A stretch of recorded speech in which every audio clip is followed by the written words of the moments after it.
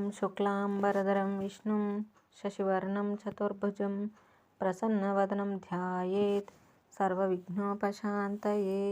ఓం సరస్వతీ నమస్తుభ్యం వరదే కామరూపిణి విద్యారంభం కరిష్యామి సిద్ధిర్భవతు మే సదా. ఓం గురుర్బ్రహ్మ గురుర్విష్ణుః గురుర్దేవో మహేశ్వరః గురుః సాక్షాత్ పరబ్రహ్మ తస్మై శ్రీ గురవే నమః. మనం యోగ వాసిష్టం అనే గ్రంథంలో స్థితి ప్రకరణంలో 9 భాగాలను తెలుసుకొని ఉన్నాం ఇంతవరకు. ఇప్పుడు మనం 10వ భాగాన్ని ప్రారంభించబోతున్నాము. ఇది అనేది ఈ స్థితి ప్రకరణంలో చివరి భాగము. 10 స్థితి ప్రకరణము విషయ సమీక్ష. శ్రీ వశిష్ఠ మహర్షి: ఓ రామచంద్ర, మనం ఈ ప్రకరణంలో చర్చించుకున్నట్టు అన్ని విషయముల సారమును క్రోడీకరించి సంక్షిప్తంగా ఇప్పుడు కొన్ని విశేషాలు చెప్తాను. అటు తర్వాత మనం ఈ 10వ రోజు చర్చను ముగించబోతున్నాం. మహాగుణులగు కొందరు ఈ భూమిపై జన్మిస్తున్నారు. వారు తత్వ విచారణ సమర్థమగు రాజసిక సాత్విక వృత్తులతో ఆనందమయంగా సంచరిస్తూ ఈ భూమిని పావనం చేస్తున్నారు. ఆకాశంలో పూర్ణచంద్రునిలాగా నలువైపులా ఆహ్లాదంను ప్రసరింపజేస్తున్నారు. గాలి వేగానికి దుమారం లేచినంత మాత్రం చేత ఆకాశం కలుషితం అవుతుందా? వారి మనస్సులు కూడా దుఃఖములందు పడుటలేదు. బంగారంతో తయారు చేయబడిన పద్మము చీకటి పడినప్పటికీ వాడదు కదా. వారు గొప్ప ఆపదలలో కూడా మ్లాన మనస్కులు అగుటలేదు. యాదృచ్ఛికంగా లభించిన నీటితో అడవిలోని వృక్షములు సంతోషించుచున్నట్లు ఆ మహనీయులు లభించనిదేదీ కోరుకోరు. వృక్షములు ఇతరులకు నీడను ఫలములను ఇవ్వటమే స్వభావంగా కలిగి ఉంటాయి కానీ వీరు నాకు నీరు కూడా పోయలేదే, మరి నీడను ఎందుకు ఇవ్వాలి అని అనుకుంటున్నాయా? లేదే. వారు కూడా ఈ సంసార జనులకు ఆహ్లాదమును ఆనందమును జ్ఞానదృష్టిని ప్రసాదిస్తుంటారు. అది వారి స్వభావమే కానీ మరేదో ఉద్దేశించి వారు అట్లు చేయుటలేదు. నిర్మలమైనట్టి వారి బుద్ధి మోక్షమును ఒకే ఒక్క ఉపయోగము కొరకై శాంతి మొదలైన అమృత గుణములందు నిమగ్నమై పుష్టిని పొందుతూ ఉంటుంది. చంద్రుడు ఎప్పుడైనా తన శీతలత్వమును వదిలి ఉంటున్నాడా? లేదు. ఆ మహనీయుల సౌమ్యమైన బుద్ధి ఆపత్కాలంలో కూడా అంతరంగంలో సమగ్రమైన సమాధానం కలిగే ఉంటుంది. అంతేగాని దైన్యం, క్రోధం, ద్వేషం, అసూయ మొదలైన దుర్వ్యసనాలకు లోను కాదు. వారి ప్రకృతి మైత్రి మొదలైన కళ్యాణ గుణములతో కూడి ఒప్పుతూ ఉంటుంది. ఆత్మను ఎరిగినట్టి సాధుపురుషులు సౌమ్య భావులై సమరసులై సుందర గుణములతో సర్వదా ఒప్పుతూ ఉంటారు. అట్టి ఆపదలకు అతీతమగు ఆత్మస్థితిని పొందుటయే కర్తవ్యంగా భావించబడుగాక. ఓ ప్రియజనులారా, దుఃఖములను వీడండి. ఈ జీవితముల పట్ల, జన్మల పట్ల, దృశ్యముల పట్ల ఇవి ఏవి అయి ఉన్నాయి? నేనెవరు? నాకు వీటికి ఉన్న సంబంధమేమిటి? ఏది భావన? ఏది భావించుచున్నది? మొదలైన విషయములలో ఉత్తమ విచారణ పెంపొందించుకోండి. ఆత్మతత్వం యొక్క ఔన్నత్యం గ్రహించిన ఉత్తములు దాన్ని సముపార్జించటానికే జ్ఞాన విజ్ఞానాలను అభ్యసిస్తున్నారు. తమ యొక్క సాత్విక గుణాధిక్యచే రజోగుణమును క్షయింపజేసుకుంటూ ఆత్మ సాన్నిధ్యంను పొందుచున్నారు. ఆత్మానందము, ఆత్మ సామీప్యం ఎట్టిదో గ్రహించి ఉంటున్నారు. సచ్చాస్త్రముల, పెద్దల ప్రవచనముల, స్వవిచారణల సమృద్ధిచే వారు ఈ ప్రపంచంలో పొందబడుచున్నవి, గాంచబడుచున్నవి ఇవన్నీ అనిత్యము అని గ్రహించి నేను చిత్తశుద్ధిని పొందేది ఎట్లా అను ఏకైక లక్ష్యముతో కర్మిష్ఠులవుచున్నారు. ఈ ఐహిక ఆముష్మిక క్రియలన్నింటినీ ఆపదలుగా భావించి అల్లంత దూరంలోనే ఉంచుచున్నారు. అంతేగాని వారు అజ్ఞాన ప్రవాహమున పడుటలేదు. వాటి పట్ల ఇచ్ఛాద్వేషములు గాని గ్రాహ్య త్యాజ్య బుద్ధి గాని వారికి ఉండుటలేదు. విచారణ చేస్తూ ఉండాలి. నాయనలారా, మీరు అసమ్యక్ దర్శనమును తగ్గించుకుంటూ రావాలి సుమా. నేనెవడను?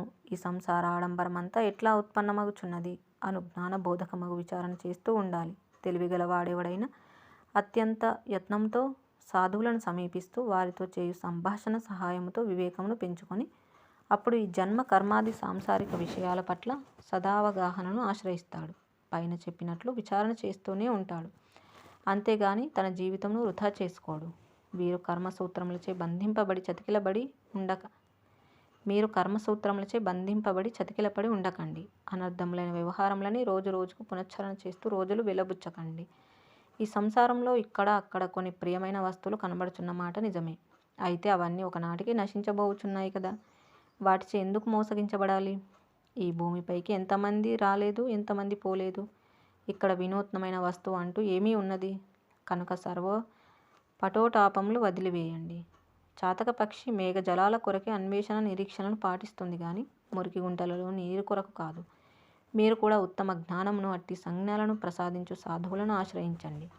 ఈ అంతర్గతమైన అహంకారం గురించి, బహిర్గతములైన శరీరములు మొదలైన వాటి గురించి, ఈ బంధుమిత్ర సమాగమముల గురించి కొంచెం సత్య దృష్టితో యోచన చేయండి.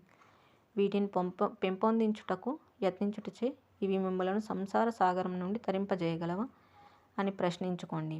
మరల మరల మీకు మీరే యోచించుకోండి. గడిచిన దాని గురించి వగచడం అనవసరం. ఇక తాత్సారం చేయవద్దు. ఇప్పుడిక సంసార తారకమగు ఆత్మవిచారణ చేపట్టండి. విచారణచే సత్యము మీ హృదయంలందే సుప్రకటితం కాగలదు. స్వశరీరంలోని సాక్షిని దర్శించండి. అస్థిరములైన ఈ శరీర అహంకారముల పరిమిత దృష్టిని పరిత్యజించండి. ముత్యాల హారంలో అంతర్లీనంగా ఉన్న తీగవలే ఉన్నట్టి సాక్షి స్వరూపమగు ఆత్మను వీక్షించండి. సర్వవ్యాప్తము, నిత్యము, సర్వమును భావించున్నది అయినట్టి ఆ పరమవస్తువునందే ఇదంతా ప్రకటితమగుచున్నట్లుగా గ్రహించండి.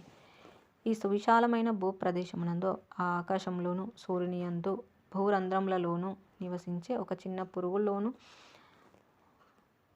ఆ పురుగులోని ఒక అణువులోను అన్నింటా చిత్స్వరూపమే వెలియుచున్నది. ఒక ఉపమానం. ఒక చోట అనేక కుండలు ఉన్నాయనుకో, ఆ అన్ని కుండలలోని ఆకాశం ఒకటే కదా. వివిధ శరీరంలోని చిత్తుకు భేదమేమీ లేదు.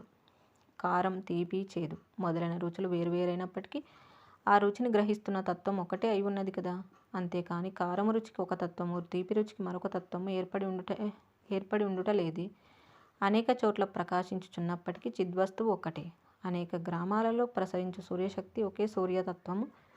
అంతేగాని ఆయా కిరణములు వేరువేరు వస్తువులపై ప్రసరించుచున్నాయి కాబట్టి అవన్నీ వేరువేరు అనటం ఉచితం కాదు కదా. ఉన్నది సర్వదా ఒక్కటే. ఒకే వస్తువు సర్వదా వెలుగుచుండగా ఈతడు పుట్టినాడు, చచ్చినాడు అనున్నదంతా అసంగతమే అవుతోంది. ఉత్పన్నమయ్యేది, నశించేది సత్యవస్తువు ఎట్లా అవుతోంది? ఓ రాఘవ, దేనినైతే ఇది జగత్తు అని నీవు గాంచుచున్నావో అదంతా కూడా చిత్ యొక్క ప్రతిబింబం మాత్రమే. ఈ జగత్తు సత్తు కాదు, అసత్తు కూడా కాదు. ఇది ఆ రెండింటికి విలక్షణమైనది. ఇతడి చిత్తము అశుద్ధమై విషయాల పట్ల ప్రేలాపన కలిగి ఉన్నదైనప్పుడు అట్టి సమయంలో ఈ జగత్తు సత్తుగానే అతనికి తోచుచున్నది. ఏ మహాత్ముడు మోహనివృతుడై ఉంటున్నాడో అతనికి ఇది అసత్తే అని తెలియవస్తోంది.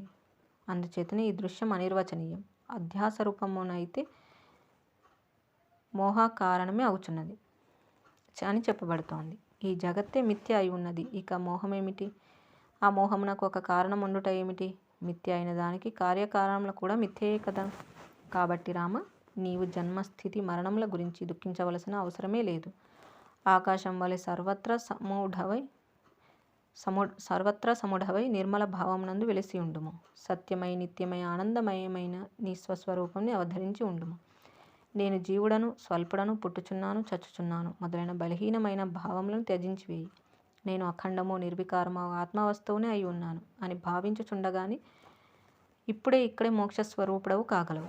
అంతేగాని మోక్షం ఎక్కడో ఎప్పుడో పొందవలసినది అయి ఉండలేదు. ఉత్తమ గుణ సంపార్జన.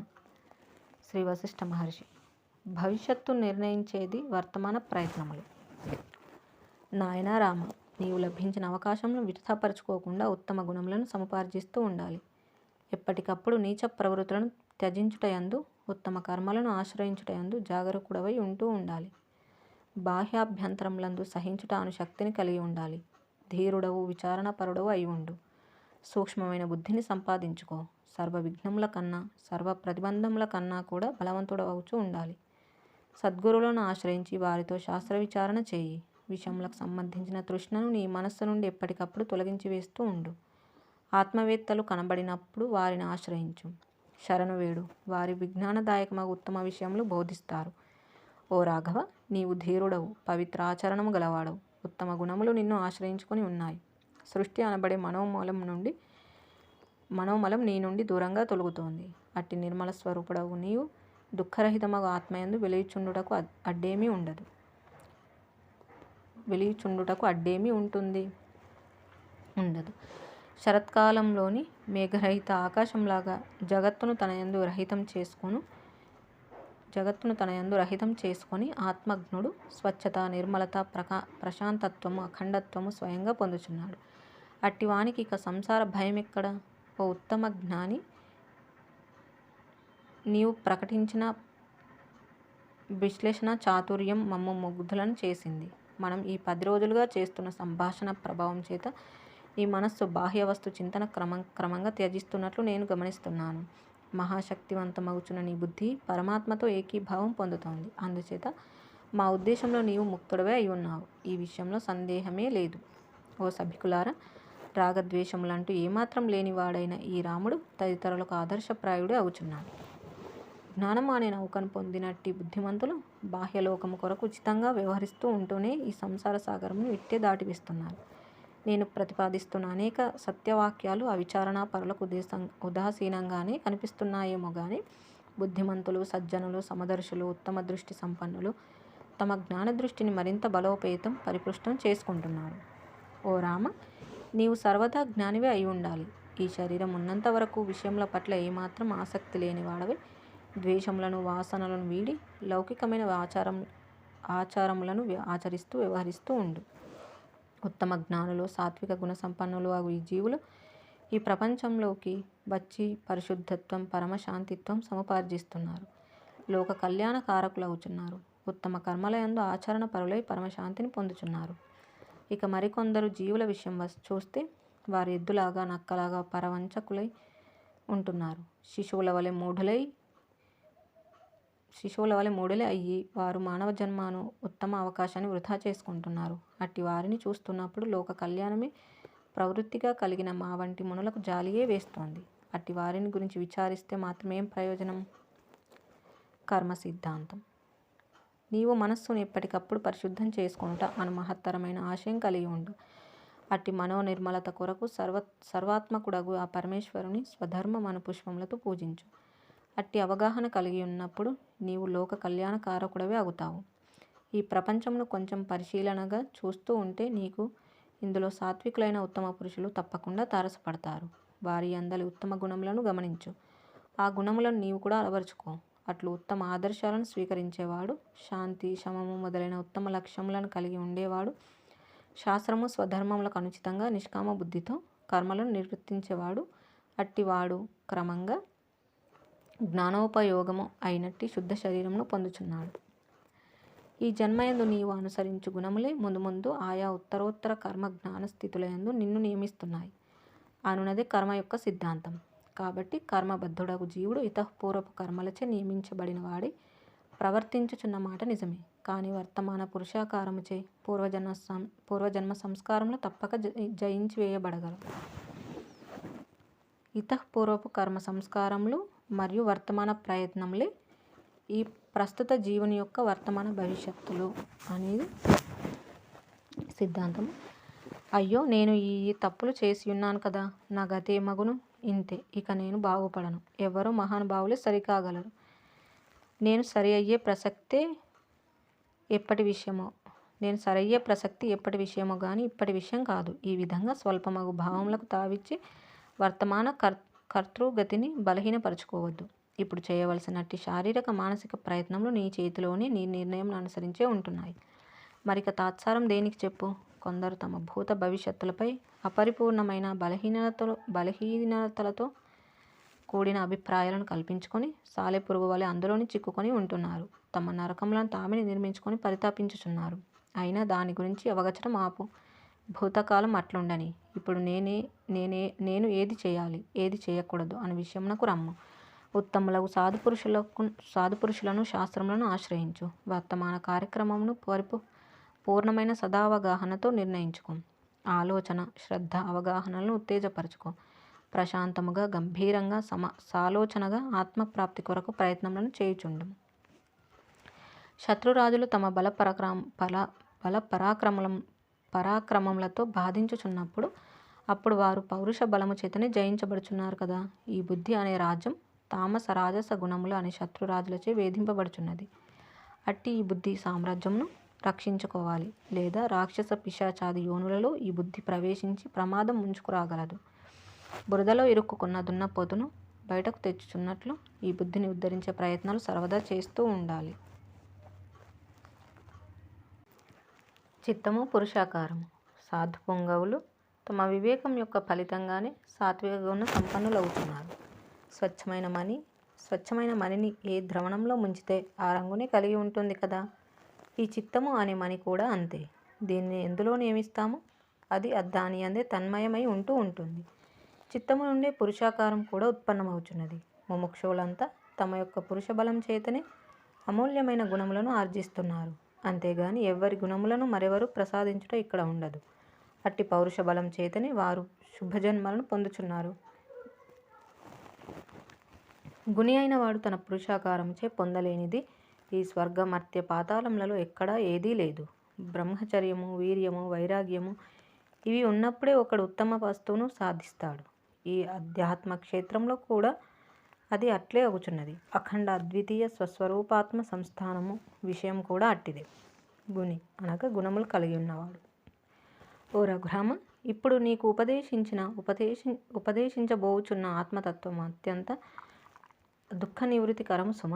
ఇది జీవునికి నిరతిశయమైన శాంతిని ప్రసాదించగలదు. సకల జనులకు హితము చేకూరుస్తుంది. అందుకని ఇది శ్రద్ధగా వినాలి. అశ్రద్ధ బద్ధకములచే తిరస్కరించకూడదు. సకల జనులలో విశుద్ధములగు సత్వగుణములు వృద్ధి కావాలన్నదే మా ఆశయం. బుద్ధి బలముచే ఆత్మభావనయందు ఈ జీవుడు సుస్థిరుడు అగుట అనున్నదే ఈ ప్రయత్నము ఉద్దేశించుచున్న అంతిమ ప్రయోజనం. ఆత్మభావన సుస్థిరమగుచుండగా ఇక మనస్సు తన చంచలత్వమును వదిలి శాంతిని పొందగలదు. అట్టి ఆత్మావలోకనం ఎవరికైనా ఎప్పుడైనా ఎక్కడైనా సాధ్యమే. కాబట్టి ఓ సభికులారా, మీరంతా ప్రయత్నశీలురై ఉండవలసినదిగా మీ శ్రేయోభిలాషులమగు మేము మరల హెచ్చరించుచున్నాము.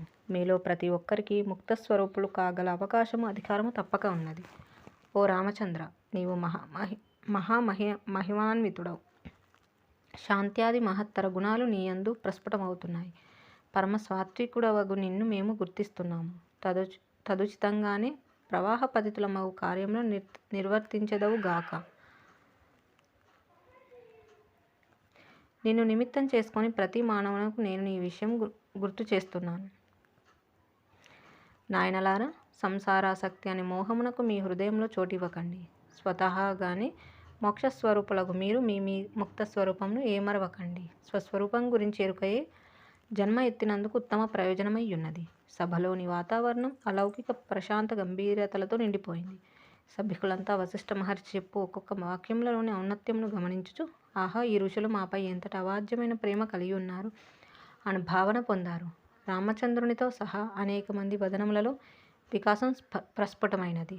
ఆ సభలోని రాజులు, పండితులు తదితరులు దీర్ఘాలోచన మగ్నులై కనబడ్డారు.